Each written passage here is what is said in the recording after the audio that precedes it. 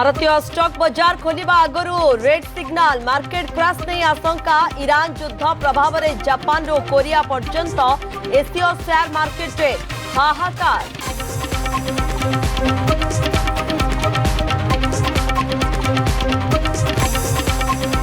सुंदरगढ़ बड़ पत्रापाली रे दुर्घटना ओलटिला अमोनिया नाइट्रेट बोझे ट्रक दुर्घटना रे ड्राइवर गुरुतर रास्तारू दुर्घटनाग्रस्त ट्रक हटाइबा उद्यम जारी। आज स्वाभाविक चलिब तो विधानसभा गृह में प्रबल हट्टगोल आशंका सर्वदलीय बैठक बाहरी पारुनी कौनसी निष्कर्ष सेपटे गांधी मार्ग में मिलित विरोधी दलर गणधारणा। आहरी 5 दिन जाए कालबैशाखी अनुभव एवं असह्य खरा और गुड़ुगुड़ी पाणीपाग विभाग पूर्वानुमान 2 दिन पर तापमात्रा बढ़ 3 डिग्री गतकाली 36 डिग्री उपर थिला 23 स्थान।